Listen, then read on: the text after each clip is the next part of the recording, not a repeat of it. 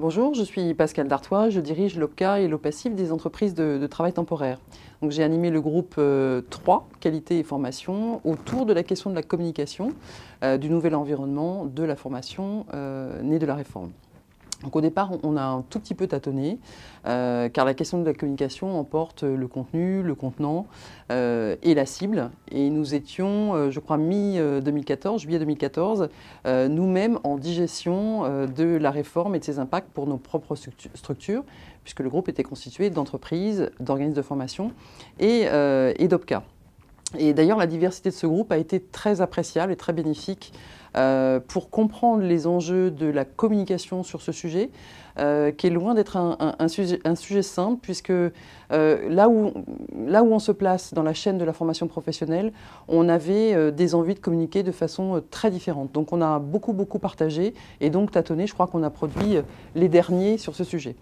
Donc on a décidé de revenir sur l'intention, puisque un des messages forts de cette réforme, c'est que le système devient plus simple, moins contraignant, qu'il libère la capacité d'agir et qu'une nouvelle ère d'intelligence collective se met en place autour d'un écosystème de professionnels qui sont experts et qui prennent en charge la complexité au service d'une plus grande lisibilité des missions. Donc le système devient effectivement plus simple, on arrive à mieux expliquer le sens à donner au changement et au passage en fait, d'une culture de la formation à une culture du développement des compétences, évidemment reliée aux objectifs stratégiques de l'entreprise par la compétitivité. Le sens, et je crois aujourd'hui cette réforme est largement partagée.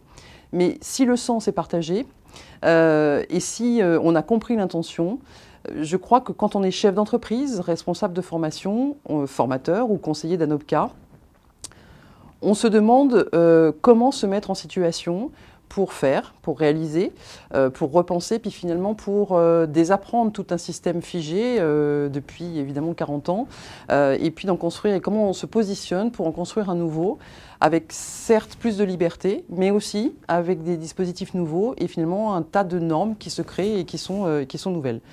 Donc on s'est posé la question de comment concrétiser cette simplicité pour les opérationnels. Et donc on a fait un choix, je vous passe toutes les étapes, mais un choix qu'on a proposé au groupe qui était de communiquer sur la méthode d'appropriation des technologies nouvelles au service d'un objectif. On s'est donc posé des questions, pour répondre à cet objectif, on s'est posé des questions simples mais pas simplistes. On s'est demandé pourquoi investir, donc dans quoi investir, la méthode, le management, les outils, et puis dans quel objectif de performance. Et quand on se pose ces questions-là, on s'aperçoit que ça concerne aussi bien le diagnostic de l'entreprise, dans quel contexte j'évolue, quels sont mes enjeux stratégiques, quelle cartographie des acteurs. Cela concerne la stratégie du projet, quel cadrage, à quel niveau. On sait que dans l'ancien système, le responsable de formation était intéressé par les sujets qu'il mettait en œuvre, mais finalement, ça n'intéressait pas forcément les dirigeants, voire les directeurs financiers. Aujourd'hui, c'est un enjeu majeur que les dirigeants et les directeurs financiers s'intéressent à ces sujets. Cela concerne aussi le management des projets de formation, dans quelle construction, avec quelle intervention et quel déploiement vers les managers, vers les salariés.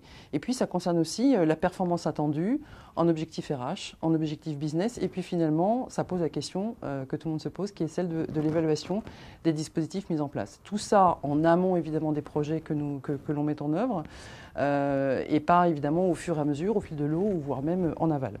Et alors, pour le petit exemple qui m'intéresse évidemment, et pour vous montrer que cela a pu avoir des impacts, cette réflexion en groupe, c'est qu'au niveau de notre OPCA, FAFTT, on a réfléchi à comment on pouvait traduire ça, nous-mêmes en interne, vers nos conseillers OPCA.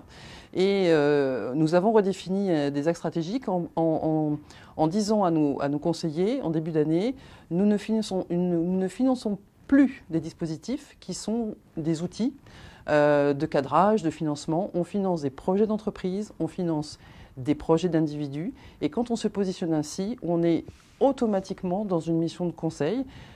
Conseil à la formalisation de la stratégie, conseil à l'élaboration du projet, conseil sur les outils, les méthodes, le formel, l'informel, et puis tous les outils évidemment qui concerne l'évaluation de la formation.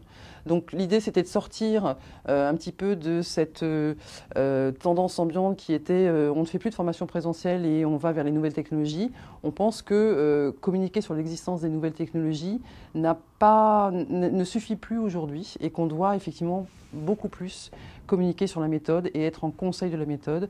Et notamment, c'est le rôle de tous les experts, organismes de formation, responsables de formation et OPCA, évidemment, en conseil des entreprises.